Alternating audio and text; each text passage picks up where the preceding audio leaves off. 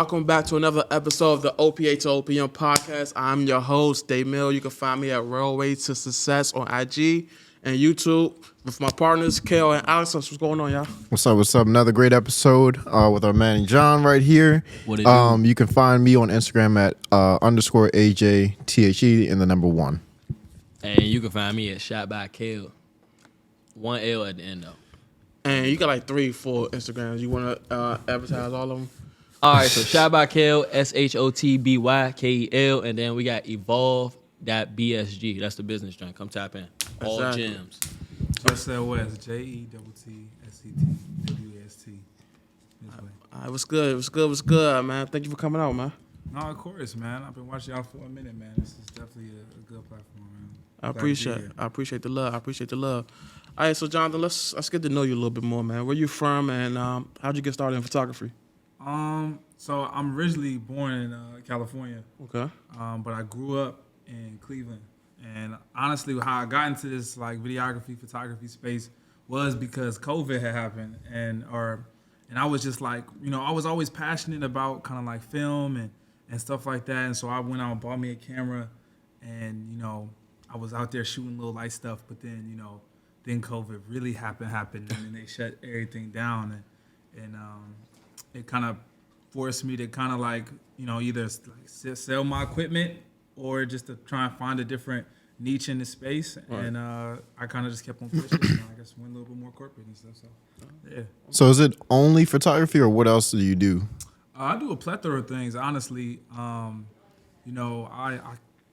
pretty much a creative as a whole. I sometimes don't like to marginalize myself as it's just like one thing, especially when you wear so many hats. Like I help produce another podcast that we're working on right now. It's called Wealth on the Water. Okay.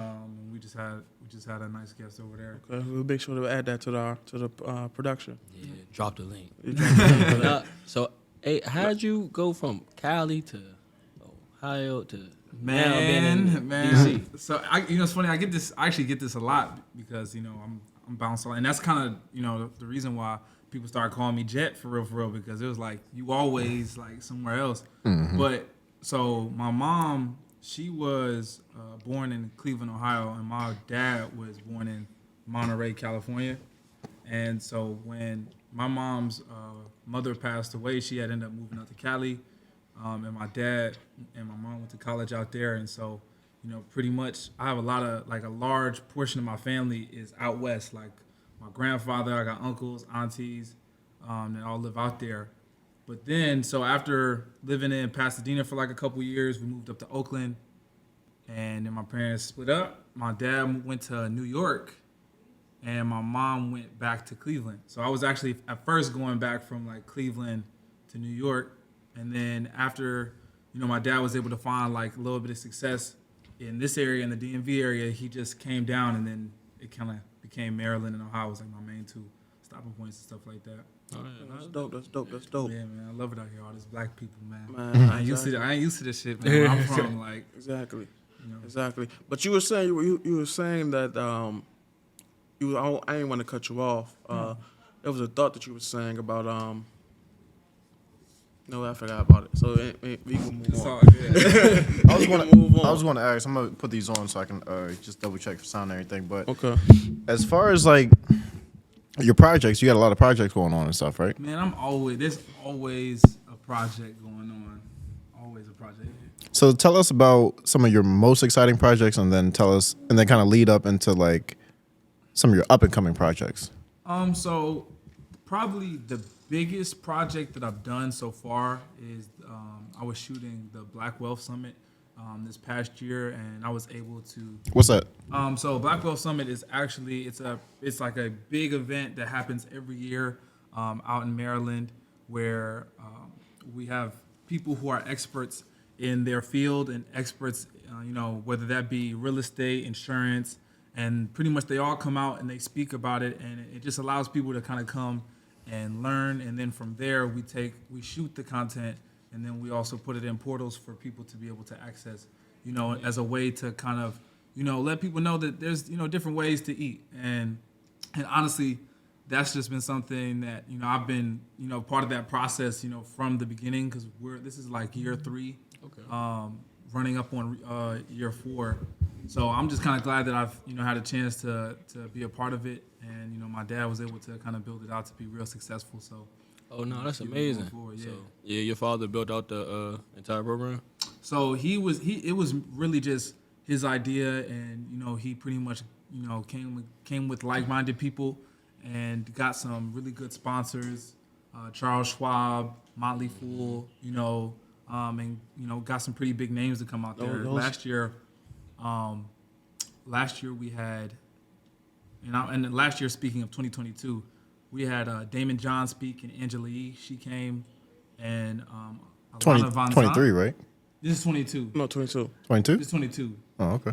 23 last year, we had Morris Chestnut. Oh, yeah. And we had the president of TV One, and there's somebody I'm missing right now, but it's just like a little brain fart. But Wasn't Chase Bank was there? Wasn't it? Yeah, there was a lot of spots. Yeah, we had sponsors from everywhere. Like, when I say like it's a pretty big event, it's like a pretty big event, and I implore all of y'all to check it out if y'all haven't. So how's that translated? Like the connections that you made at those types of events, how are they translated? Because you were over in Cali doing some other work over there, right? Huge. And I feel like sometimes that, like, the networking piece of a lot of things goes over so many people's heads. It's mainly because it's like, you know, everybody's going there, you know, trying to go for the information, and of course that's what, you're supposed to be there to take notes, but it's more so to, you know, follow up, reach out to these people. You don't know who you're standing next to. You know what I'm saying? Right. There's a lot of people who can do a lot of things around you, and honestly, that's always been just like my biggest strength, is not being so heads down in a lot of things that I'm not paying attention to what's going on, or even introducing myself. Like, so I was able to, you know, meet a lot of clients just explaining what it is that I do, figuring out what sectors of business that they do, and seeing ways that I could try and add value to what they have going on. And if I don't know, if it's something that I can't do personally, I have friends who are in the space who I could easily be like, hey, yo, like, I got something for you, whatever. And it's like, it just kind of allows that system to grow, and, you know, for people to remember you and work with you. So okay. I love that, bro. That's black excellence. That's Black excellence. Let me ask you this: how long have you been a photographer again? So since 2020, and it's been like coming up on like 4 years. Okay. Okay, so being a photographer is a like creative passion, but how do you monetize that, and like as a business? In which ways? How do you like grow your clients? How do you just basically grow a business as being a creative? So honestly, when you're doing the camera stuff, honestly, so I'm more so specialized in videography, more specifically. Okay. Mainly because, you know, that picture stuff, man, it'll be a lot sometimes. You know, be sitting there and and I know sometimes you're like, what are you talking about? The video stuff is like a lot more, but in my personal opinion, it's just like it's easier for me. I'm not really good at like Photoshop and stuff like that. Like, I'm shooting photos all day, every day over video, bro. The worst thing is when someone's like, when you're just shooting and someone's like, oh, take a picture. I'm like, nah, bro, you got the wrong one. I think he's over there getting snacks, dude. Like, that's not me. But as far as like monetizing, it's really just finding that niche, right, and finding that space in which not only is there money for you, like is there like a whole budget allocated for those type of services, but finding where those people are at. Like, when I came out here, I didn't know anybody. Like, I only knew some of the people that I've met through my dad, who, whether that be like some of his employees that I just kind of got cool with, or, you know, a little bit of his network. But I went on Google. I made a quick little website. I shot stuff for free so I could put content on the website. You know, I went to Kinko's. I just walked in there. You know, I got like a little logo off Fiverr. I slapped it on there, put my contact information on the cards.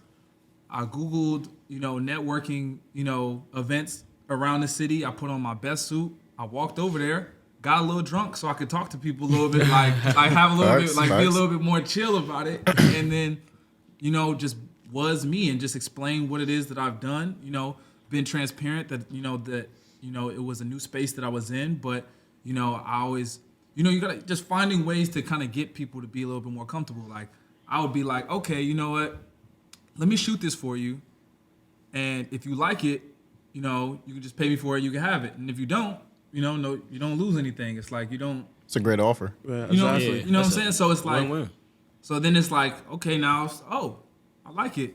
Can you do this? Can you do this? Whatever. And then it's like after you kind of get a nice foundation, it pretty much like snowballs into some consistency. So, go ahead. I was gonna say, it's more so a comment, bro. Like just from you talking and your energy, I love that you found your niche and your market, but you remain humble. I've been in this space for almost 11 years now, and once people really get into their niche or start getting that following or like really start making money, they lose that humbleness about them, and they're more so cocky, or it's their way or their highway. Like, bro, I got people that I know that will pull up to events that we might have to dress up for, pulling up. They'll dress however they want, smell however they want. You know what that means, yeah. You know what I'm saying? Right. So like, Like yeah, that Got the weed order. like, bro, I love that, like, and I truly respect that, bro. Like, big Thanks. up to you, bro. Thanks, man. I mean, I wasn't always this mature, but hey, it happens. It happens over time. When you just realize that you just want more and stuff like that. Speaking of wanting more, there's certain people that would be like, yo, like, who look at your father, right? And the things that he's accomplished and things that he's done in his life that you could literally just benefit from for the rest of your life. And it's a true testament because at the end of the day, you're still hungry, right? Yeah. Most people would be like, yo, if I had that, I'd be straight. I'd be traveling and enjoying life and stuff. And I often have this conversation with a lot of people where they're just like, once you get it or once you get to a certain status, it's like, man, I'm good. I'm gonna be chilling. I'm gonna be on the beach all the time, enjoying life and partying, yada, yada. But what do you say to that person where it's like, nah, you can't get comfortable. You still got to keep grinding no matter what you have on your side. I mean, so from my own personal experience, it's like I've seen, and I honestly, my experience has really been like one of one in the sense of, everybody is not like, everybody doesn't get born into the situation that I've been. And I've never, not acknowledge the privilege that I've kind of came from, just from having somebody who knows what's going on, like, right there, and seeing him be at a space to where, he's making, a lot of money, but it's like, it just never stops. You know what I'm saying? Like people see what he does and thinks like, oh, like he doesn't have to do anything and he's like relaxed. But then it's like, when you're talking to him, it's like, no, like I'm not there yet. It's kind of like and I feel like sometimes it's in people. I think it can be built, once you kind of, get to a certain place to when your desires of the life that you want or the space that you want, pretty much outshines the space that you're currently in. Like when you look around and you have friends that are starting to excel in their spaces and their careers, and you see yourself as the person that's not really there, it's kind of like, for some people it happens at different points. It could take, seeing somebody else excel from your peers. For me, it was really just kind of always feeling like, dang, I got this big shadow like to the right of me, like, and it's like, it's hard when you're born under it. You're very much always seen under the umbrella of it, unless you do something to the same level or if it exceeds what he's doing. And considering he was able to make so much money at such a level, it's kind of like, everybody looks at you like, all right, what you about to do? You know what I'm saying? Right. And a lot of times I feel like sometimes that energy can push you sometimes in a negative way, because now you're almost thinking so competitively in the space of, this is what I have to be, versus somebody who doesn't come from, that situation and they don't have all the resources, they can just be what they want to be. No one's gonna, pretty much question what path they choose, because it's not like something that they have to outdo, whatever. So honestly, it's really just finding that thing within yourself as to why you want it and why, like really understanding your why and like let that be like your moral compass behind everything else. And anytime you start feeling like you can't do something or you're starting to feel like I can't do it or whatever, you just kind of circle back to that why. So, it's just really that internal drive, Okay. in my opinion. Okay. So, like, what are some of the projects or things you've shot, and like, is there anything that stands out to you about how I got this job, or like just what it was? So right now, actually, I just got back from Miami like a couple of days ago, and I shot my dad and Rick Ross. They were talking about my dad's book, Why White Guys Have to Have All the Wealth, and it's just like, I'm sorry, ask that question again.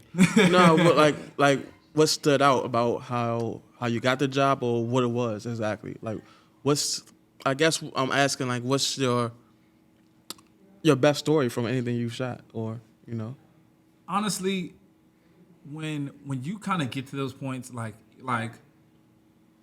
I kind of gravitated towards the camera stuff, and it kind of just so happened that my dad's journey was shifting like at the same time. Like he was always government contracting and stuff like that. So like that pretty much like platform building, like content stuff was not really anything that was really on his mind. And so by the time I got to it, like I said, it kind of just aligned. So where he's like, oh, I'm gonna start needing content, and so I was allowed to start coming into the certain spaces, and introduced to different people and different things. And so now that I'm getting into these spaces and meeting a lot of the people that I've idolized, since forever, like what I'm saying, I've been listening to Rick Ross for a minute. Like that's like Maybach music for real. exactly?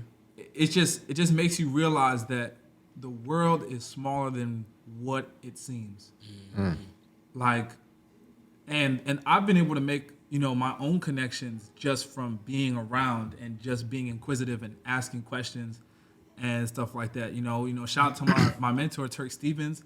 I was at Bowie State University doing a pitch competition, and he was a Wait, what's his name again? Turk Stevens. Why does that sound familiar?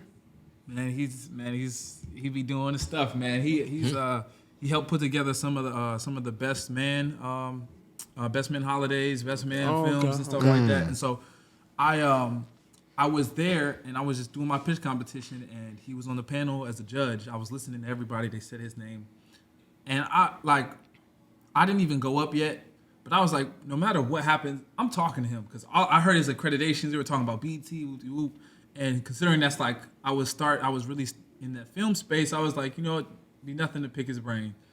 I was able to then, after the competition, talk to him. I locked in with him, and then he brought me out to the influencers brunch right before the Oscars last year, and I was, I'm sitting here, Damon John's eating breakfast right next to me, like I'm meeting all these people. That. Like it was kind of like, wow, like your life can change like that. You know what I'm saying? Like a lot of times people think they're so far from where they want to be. In actuality, it's like, no, bro, you just gotta, like, once you just start walking in that direction, you'll be surprised at where the door is actually at. Like, so I think that's pretty much like the biggest thing I was able to take away from it. It was just like there's nobody who you really can't reach if you really wanted to, or if you really tried to, or you put forth the effort.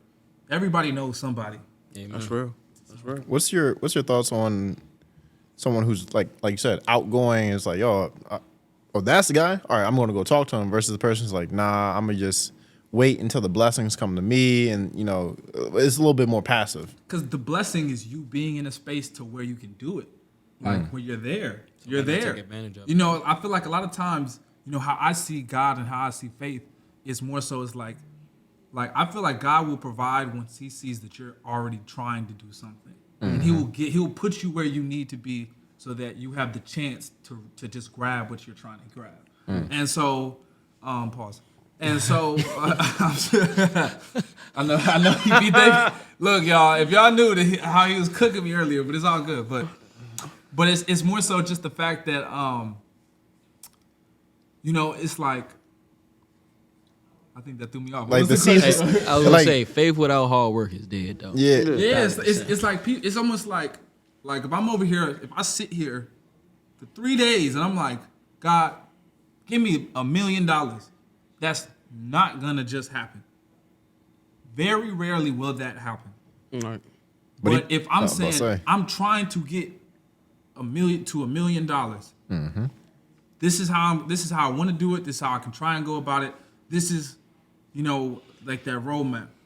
Now that you're doing things and you're networking, it's just like, that is the opportunity. You are amongst the opportunity. You know what I'm saying? Like, and also being able to network lateral. Like a lot of people try and do it vertically. You know what I'm saying? Like, think, okay, well, I'm around Jay-Z, so let me go ask Jay-Z if he can sign me. It's like, bro, he don't know you. You know what I'm saying? Like people ask him to do stuff like that every single day. It's the people who are around you who think the exact same way. It's just like y'all, you know what I'm saying? With this platform and stuff like that, working with people who are actually in the field and doing it, because it's like now you have 4 different points of reference. The people you know, the people you know, the people I know, the people you know. And it's Right. like when we post this and we put it out there, all those people are coming to 7 a central degrees. point. 7 degrees of separation. Other people's audience. Other people's audience is Leads to other leveraging. people's money. It's how it works, and it's honestly the only way that you can that you can scale and stuff like that. So for the person that's trying to get to that next level, regardless of what it is really understanding who you are, what you occupy. Like some people aren't as vocal. Right. But if you team up with someone who's really vocal, who can give you those sales and can help you bring in those leads and make it worth their while, you can still reap the benefits of that while still staying true to what it is that you are. You can be like a behind the scenes books, just doing the number, like crunching out the deals and getting everything set up. You can set up the play and just put it in the hands of your best playmaker and let him do his thing. So it's like, occupy the space that you occupy to the best of your ability. Don't try and, I was around somebody the other day who was like, oh my gosh, you're really good at talking to people, and I really want to kind of be like that, but it's just hard for me and stuff like that. I'm like, It's a skill, your yes. blessings are your blessings. I suck with that book stuff. Like I'm not really the best with it, but I know how to be honest and to admit that that's my areas. Find someone who's a whiz at that and work with them so we can do something I kind together. of think that's a skill you can develop. Develop though, because I used to be extremely shy and what's the word, introverted. So the thought of being on a podcast where I'm broadcasting my flaws and anything to the world used to be frightening. You just gotta develop it. And honestly, to piggyback on something you said as well, God can put you in a position, but it's up to you to do the work. He could put you in the right room, but if you so shy, you're not gonna speak to anyone. What was the point of you being in that room? You feel me? No, that's true. I mean, that's true. I mean, it's like I said, Hold that thought one sec. we're gonna pause it. That was cool. Recording. But honestly, Morris Chestnut's real cool, man. He's real humble, real down to earth. And sometimes you look at these actors, they act so well that sometimes you really don't know what they're like. But it's just been cool to kind of just be in certain spaces with them and just get a chance to just be around them and stuff like that. Does it ever feel surreal where, like you said, like a Rick Ross or Earn Your Leisure people and all these other people that you at one point may have seen as at a different level, and they're now you're just like, yo, I'm literally rubbing elbows with dude, and it's like we eating food at the same table. Like, does that moment ever hit you? Or do you get starstruck? That's I'm not another gonna way. lie. The only time I was really starstruck is when I met Travis Scott in a Walgreens, and it was just so random. That is random. And it was just because it threw me off. And you know Was how it you Miami? Yeah, it was in Miami. And kinda figured. you know how sometimes you had those dreams to where you just really clicked up with a celebrity for some random reason. You don't know why, but it's just you kind of just roll with it, and then you wake up. I was just in line. I turn around. He's walking down the aisle. There was this one there was just like this dude who was just standing in the middle, like in the like there was a I'm about to say he was Dolo. no. So I was with my brother. No, he was. Nah, he had Okay. the way that it was like situated. So I came into the Walgreens with my brother. I grabbed something real quick, and we're like at the checkout. But there's this like dude who's just like standing there, and it's like he's not in line, but he's close enough to where he might be in line, and he's just standing there. And I'm like, bro, like you in line? He just kind of acting kind of funny. So I'm like, all right, whatever. But I'm keeping my eye on him because I don't trust that. I don't trust none of that. Right. And then next thing you know, it's just like this tall security dude coming out the aisle, and then Travis Scott's like right behind him. And I'm like, I looked at my hand. I was like, oh shit, like that's Travis Scott. This is real. This ain't like a dream. Like, and I was like, oh shit, you Travis Scott. I was like, oh, can I take a picture with you? He was like, nah, not right now. And I was just like, okay. And I turn around, and then he was just like, man, fuck it. And we just talked for like a quick couple seconds. You know, I told him be blessed, and I kept it moving. You know, at the end of the day, it's like, You told me about that, where it's like you plant that seed, where you just like you act cool because like you might be able to come across him again. yeah, when you because when you're around these people, at the end of the day, they're people. But sometimes that celebrity status, you know, ascends them to a different level in the minds of a lot more people, to where they start treating them and as if they don't breathe the same air we do, drink the same water we do, and use the facilities like we do. That's weird behavior to me. It's weird. And it's like, I feel like because they're surrounded around that energy, when you're just chill and just being yourself and not doing the most, you know, you can give them their flowers, you know, whatever, but it's just like, you know, when they get treated like human beings, it's kind of like they can, it's like the relationship kind of becomes a little bit more chill. I don't know how to really explain that the right way, but it's just like, you know what I'm saying? They can respect you a little bit more because you're not idle. You're not worshiping them. Exactly. It's like, you know what I'm saying? I would treat them just like I would treat any one of my friends. Like, you know what I'm saying? Like, it's not anything really different, but it's crazy how far just doing that will go, especially in those spaces, because it's almost like, you know, if you wilding out when you're around them, they gonna remember you, but they gonna remember that they don't want to be around you no more. Right. But if you chill and, you know what I'm saying, and don't be mute either, you know what I'm saying? Because you'll be like, it's easy to be in a room with somebody and feel like you don't have like a leg to stand on because this person's this or whatever. But it's like, you can still contribute to an overall dialogue of things that are happening and stuff like that. Like, you don't gotta have to be shy. Like, if they're talking about something, you know, feel free to jump in, whether it's a popular opinion or unpopular opinion, and stand on what you say. And it's like, a lot of times you'll get respect for that regardless of what it is, because it's just saying that, hey, you're not afraid of, you know, speaking your mind. You're in the mix. You're one of us. You know what I'm saying? And you're not doing too much. And then so the next time they see you, they're warm. Like, they're kind of like, oh yeah, what's up? Like, Yeah, because you had that recently with at Art Basel with Ian. oh yeah. Ian Dunlap spoke at the Black Wealth Summit. I got a chance to talk with him. We were shooting like some clips for content. You know, I dapped him up, and that was it. Didn't get his phone number. Didn't get any contact information. I just kind of said what's up.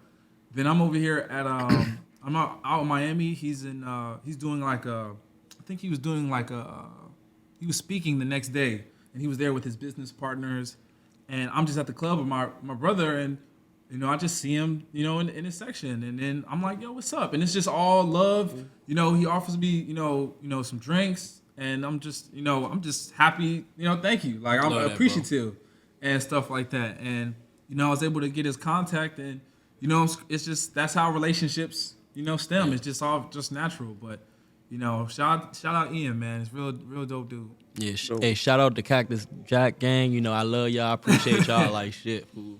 But I got a question, and it's cool if you're not sure yet, but coming up on 4 years, do you have an end goal, or what do you see yourself, like what heights I'm not even gonna say try because I'm taking that word out of my vocabulary, but what heights do you see yourself reaching? Is it like building our production team? Is it filming movies?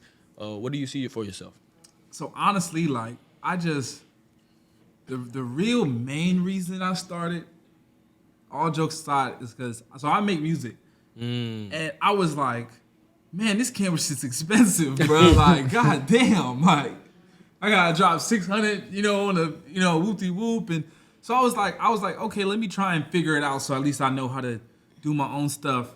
And I just kind of fell into it and started falling in love with it. But I'm always open. I heard this quote, I forgot who it was from, but it said, be consistent with the dream that you want, but be flexible on how you get there. And That's a gem. And doing the camera work brought me into rooms that just doing music would not have gotten me. And so it's like, right now, it's very much been more of a vessel for me than anything to connect like my main passion, which is my music stuff, and getting my music career where I want it to be. And being able to also barter and trade, you know what I'm saying? Because that's what, because a lot of times, everybody wants somebody to do something for them. But it's like, if you flip that script and you offer, like if there's somebody who's really dominating a certain space and you see, okay, he might need some behind the scenes footage, whatever. It's not too much for me to do. I could just be there, shoot, whatever. And now it's like, okay, dude, this dude gave me content. Like, all right, now I'm open to hearing like whatever it is I may be speaking about. Sometimes it pans out, sometimes it doesn't, but it's just more so like, it just, it just allows you sometimes to kind of be where you're like, be where you want to be. So as far as my end destination, I'm still figuring that out. I know I do have a love for film. I love the process. And, I have recently been getting like, my mentor Turk, has been trying to get me like around the space of more so films and stuff like that. And I'm still, seeing what things are for me. Life is all about just figuring out what you like. You don't know until you know. Keep going, bro. Just try a lot of shit until you figure out. You just try. Basically.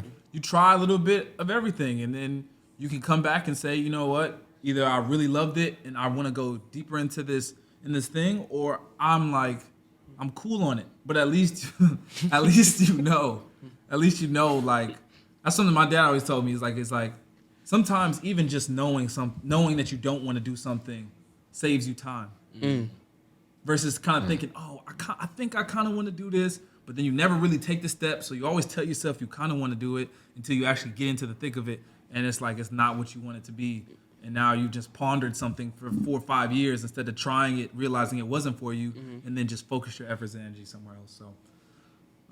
So yeah, I'm kind of just open to the fluidity of life in that space and seeing where it takes me. And it's taken me pretty far thus far. So Yeah, definitely. That's dope. Yeah, because I was gonna say it's a lot of people that there's a lot of different conversations about that where it's just like on one side it's like stay focused, 10,000 hour rule, grind until it breaks or you break, and the other side is like just be open and move like water, like understand that there's going to be opportunities that come on the side because of this thing that you're in that are now going to take you a little bit further or take you in a different direction than you thought. Because like, did you think that you would be in the position that you're in now, like 5 years ago? honestly, no. 5 years ago, Or even when you first started, like when you first picked up the camera, or even figured out that you might have been good at it. when I picked up the camera, I was like, this is all for me. Like I didn't really think about doing it really much for anybody else until I started kind of thinking like, wait a minute. Like, it's just my hustler's ambition was like, I could do it. I could make some money off of this thing. But nah, I mean, I feel like a lot of times people have an expectation for where they think their life is supposed to go. And it's like, you don't know. You can just only chase the things that you want to chase, and they will bring you to whatever's supposed to be meant for you. It's like, and I feel like that's what's killing people nowadays, especially with this Instagram stuff. They see people, like they see my situation and they'll be like, oh man, this and that and stuff like that. But it's just like, my deck of cards was different. Right. And your deck of cards is different. You know what I'm saying? I could never play your hand. You can't play my hand. Comparison is the biggest thief of joy. Like, you know what I'm saying? People over here depressed thinking that, oh, just because I'm 26 27 and I'm not making the money I want to, or I'm not in the space that I want to, that they're like there's no point, and they just give up. The dude from McDonald's is like 50 years old, and he had multiple failed businesses. I don't know if you've Ray seen Kroc? Yeah, Ray Kroc. I don't know if you've seen the founder. He was like in his mid 50s, multiple failed businesses. People didn't even want to give him a loan. People laughed at him. People was and mind you, you know what I'm saying, some people think that the movie, you know what I'm saying, he snaked the brothers out of the Well, he deal. did steal their business. The He McDonald's took the business. I'm not gonna say it, but at the same time, it's like he had a vision for it that transcended even their own vision, and he implemented it. And that's the difference between people who do and people who think. Bosses and workers. You know what I'm saying? And he did it. But imagine if when he hit 50, was like, it's over with, bruh. I'm done. I might as well just get a soft little job, just play a real conservative. You know what I'm saying? I'm Get a older, pension. focus on my retirement, get my little pension. He wouldn't have built one of the biggest franchises ever. So it's life keeps on going until it's over. Like until the day you dead, it's like that's it. I think social media has a big part in that, because as time goes on, our attention span is getting shorter and shorter. Yeah, shorter and shorter. But now it's like, back then you only had the people that you knew around you, word of mouth, and maybe a magazine to compare yourself to somebody else. But now it's like every time you open your phone up, it's like, hey, my name is such and such. I'm 21 years old. I bought a McLaren. I got $200,000 in the account. And I made $500 million, and you're a bum. And it's like, dog, I'm 22. I'm 23. Exactly. Right? And it's like you're the amount, and I think a lot of people need like a social cleanse where it's like come up off that social media for a little bit. Not forever, but at least like a week to 2 days. weeks. I'd say 30 Yeah, 60 30 days. days. Right? Because somebody's gonna look at this and be like, yo, John's less than 30 years old. He over there chilling with Morris Chestnut, Cardi B, and Rick Ross. And what am I doing with my life? I'm just working at a desk job. And what's your thoughts on that, of like people who are in that mindset versus keep going, keep grinding, find your lane? It's all about rewiring. At a certain point in time, I like I'm not the same person I was when I was 18. The things that I think now versus the things I thought when I was 18 are completely different. Like you just kind of have to understand when you're in the matrix.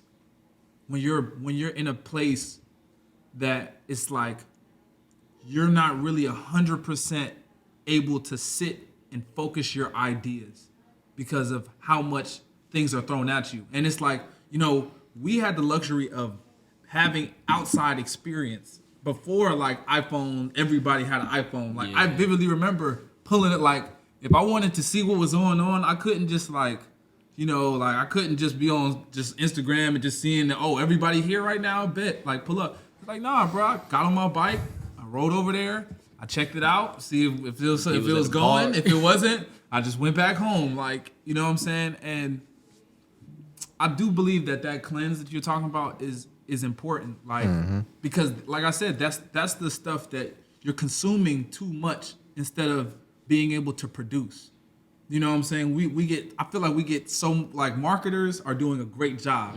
Like advertisements are doing a great job. Analytics have changed the game. People can reach you just off the stuff you search on your phone.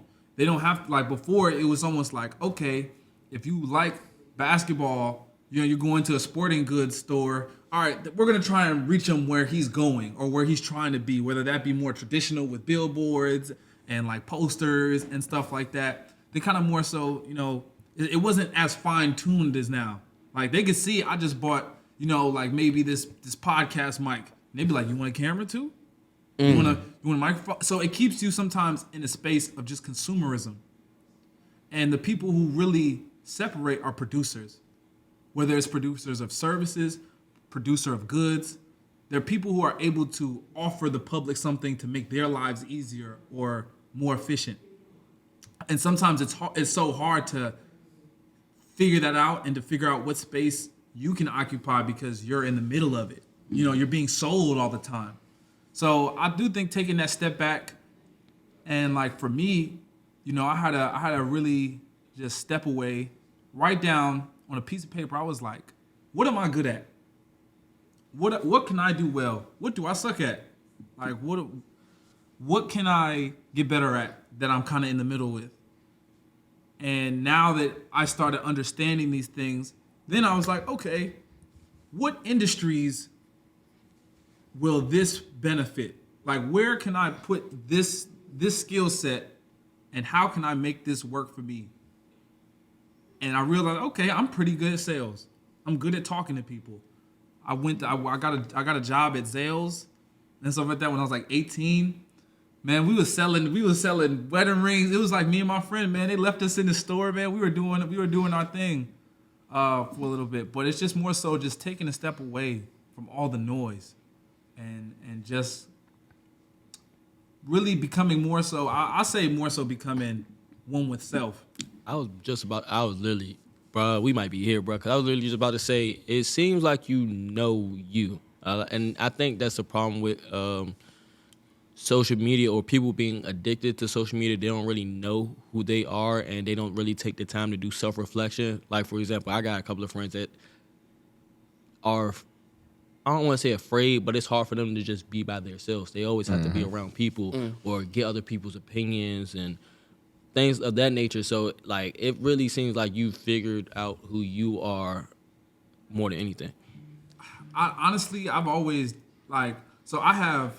I got 2 sisters, I got 3 brothers, and then there's me. I'm the youngest, and I was alone like a lot of times. Mainly because it's like there's moves that you just can't go to. My brother, like my two of my brothers are identical twins, so like they always had each other, and whatever, and they was always kind of doing their own moves. Not to say that they like ever excluded me from nothing, Right. but when they driving and stuff like that, doing 2-mans, I can't go. I'm just like a little, whatever. But it just forced me to be in a lot of spaces when I was by myself. And me personally, have always been a person who focused on my mental and my spiritual growth first. Because it's like, it doesn't matter what you do, where you go, you're going to crash out if you don't know at the end of the day, like what's for you and what's not for you. And being honest with yourself. I used to be real shy, like in the sense of, I was always outgoing in the sense of like, once I'm turned up, like I'm doing what I'm doing. But it was like, whenever it came to things that I cared about, like I noticed I was always shying away from the light. And Do you think that not going to that light and talking to those people in those rooms and those demographics made you miss out on money by chance? I feel like everything happens as it's supposed to. I don't allow myself to think, what if, for real. Like, because now I feel like you can't kind of get to playing to scenarios that you can't alter. Yeah. And it's just like self-torture. Like, it's almost like if I would have invested in crypto when crypto came out, I would have been up if I sold after, whoop-de-whoop. It's like, but I didn't. Yeah. So I can't. Can't change, so now can't change what? the past. You know what I'm Exactly. saying? Like, people live so much in yesterday, it affects their tomorrow. Like, people don't know, like people, like, it's almost like, and it's funny, I had this conversation with my friend, like, today. It's like, I don't deal with people who are problem emphasizers. Like, it's almost like if we in the car and I just drove over some glass because I was looking out the window to the left because I just seen something cool, and the tires bust, and now we on the side of the road, and you over here in my ear, you should have been looking at whoop-de-whoop, whatever. It's like, bro, it happened. Yeah. What are we gonna do about this tire? What are we gonna do about this tire, bro? Because by the time you get the new tire on there, you get it fixed, you get to where you're going.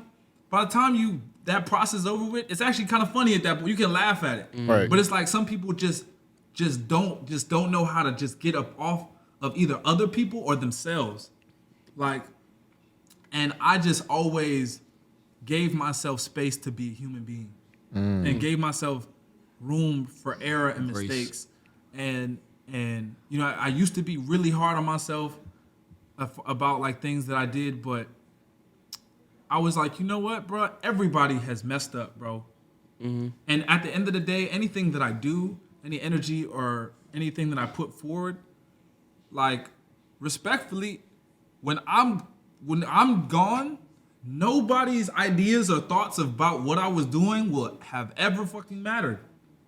Like, no one's gonna know what the people were thinking about the thing I was doing. They just know what I did. Right. They know what exists. What did you contribute to this little piece of time of life that you have? And that's all that matters. Anything else is just like nothing. So, like, after I started really adopting that, and like I said, I didn't start thinking like that until I was like 21, 22. Like, bro, like, any person who has anything to say about what I'm going, they're gonna be gone too. So it's like, why even fixate on it? Let me build something to where other people, I can help other people. That's all I've ever cared about. No, Your alignment. Oh, my bad. Go ahead. Go ahead. I was about to say your alignment is insane, bro. Because even like going back to the Zales thing, like, you say you was shy. That taught you how to talk to people, bro. It taught you how to sell, and it was a skill set you probably didn't know you was going to need today. But now It translated.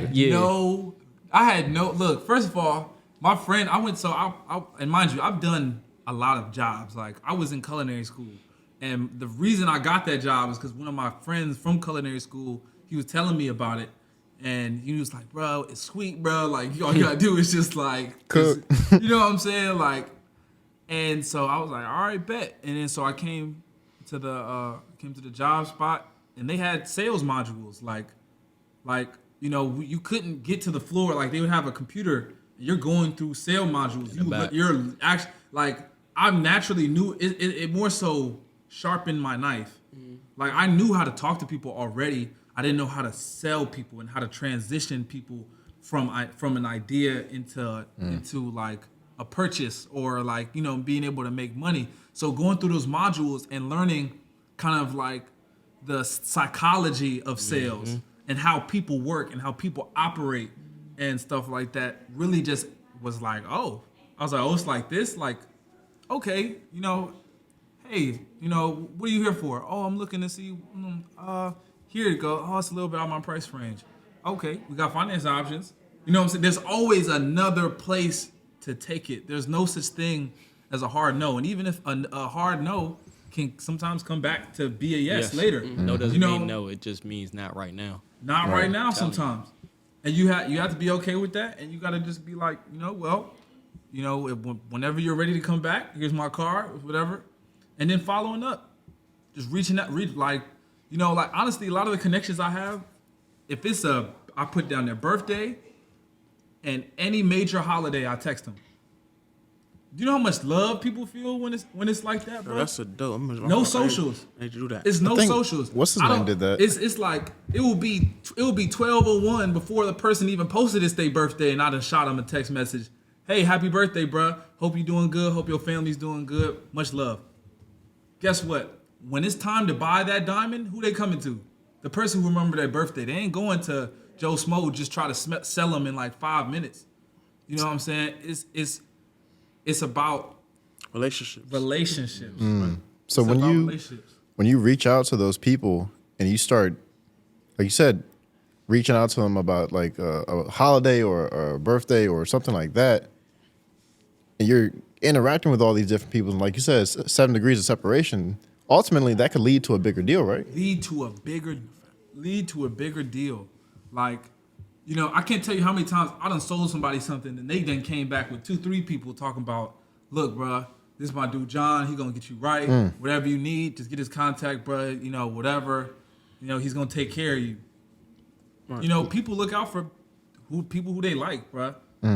You know what I'm saying? I am not the most. Look, I want all y'all to know this. I am not the best videographer alive. You know what I'm saying? Do I believe that myself? Yes, I do. As you should. As I should always. But at the same time, technical wise and stuff like that, I know that, and there's always room for growth no matter who you are or where you are. But it's like, it's my ability to connect with people and to know and to help them find their solutions. Guiding people with today's solutions, bro. And that's how you turn OPA into OPM. Thank you for another episode. No, actually, let's do one more. I want to do one more question. That was a perfect. Yeah. That was a perfect ending. My fault. I had to line that joint up. I know, right? I ain't want to step on that, but I gotta ask because Go ahead. I want to give him an opportunity. So, you say you want a roadmap, like your path. So, what's the roadmap for the next 5, 10, 15 years? And where, like he touched on it, like what's next, and where are you going? If I do what I'm supposed to do, y'all gonna see it. Damn. And where can they find you?